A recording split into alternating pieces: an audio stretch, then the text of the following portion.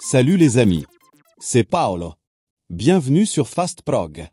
Nous allons ensemble raccorder deux paires de DIR10 en série. Ce cas de figure peut se présenter si vous avez plus de deux paires de photocellules à brancher. Cette configuration ne vous permettra pas d'associer un mode différent aux paires de photocellules branchées en série. C'est-à-dire que si vous choisissez par exemple que l'entrée CX soit configurée en mode C1, alors tous les dispositifs de sécurité branchés en série sur CX auront le même fonctionnement, la réouverture durant la fermeture en cas de passage entre les cellules. Je vous expliquerai ensuite comment les activer sur la carte de commande EDELX24M.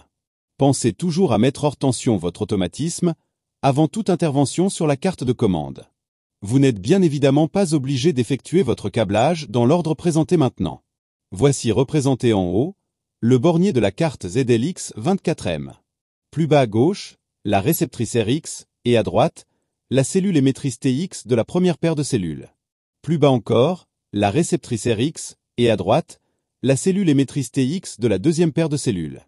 La borne 2 de la ZLX24M doit être raccordée à la borne 2 de chaque cellule de la première paire et aux 2 de la TX de la deuxième paire. N'oubliez pas le pont entre les bornes 2 et C dans la RX de la première paire. Raccordez ensuite le NC de la RX de la première paire aux 2 de la RX de la deuxième paire, puis encore le pont entre 2 et C. Le NC de la RX de la deuxième paire ira sur le CX de la ZLX24M. Le 10, sur le 10 de chaque cellule réceptrice. La borne TX de la photocellule RX à la borne TX de la photocellule TX sur chaque paire. Et voilà, le câblage est terminé. Il nous reste plus qu'à activer l'entrée CX grâce à la fonction F2. Si vous vouliez activer l'entrée CY, ce serait F3.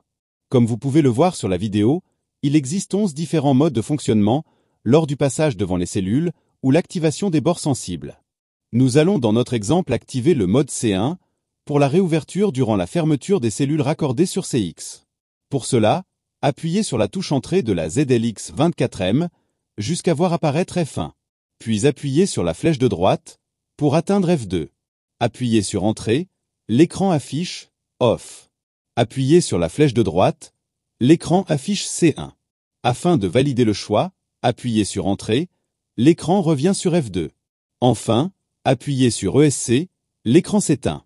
Si au contraire, la carte affiche un défaut de sécurité C1, pas de panique. Contrôlez la présence de tension entre les bornes 10 et 2, elle doit être d'environ 12 volts alternatifs. Vérifiez à nouveau le bon câblage. Assurez-vous que rien ni personne ne se trouve entre les photocellules. Que l'alignement des photocellules entre elles soit bon et que le fusible dans la cellule émettrice TX de type DIR10 ne soit pas défectueux.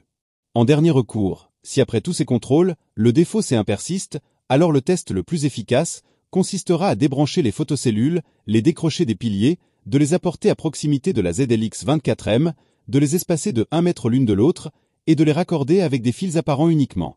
Cette technique vous permettra de déterminer si vos photocellules sont défectueuses ou pas, puisque vous ne pourrez plus avoir de doute sur le raccordement ou l'alignement.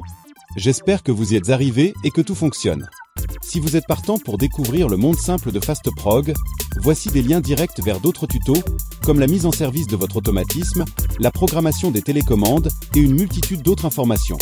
N'oubliez pas le pouce ou le petit commentaire, et n'hésitez pas à vous abonner, afin d'être averti des nouvelles vidéos fréquemment ajoutées. Arrivederci, alla prossima!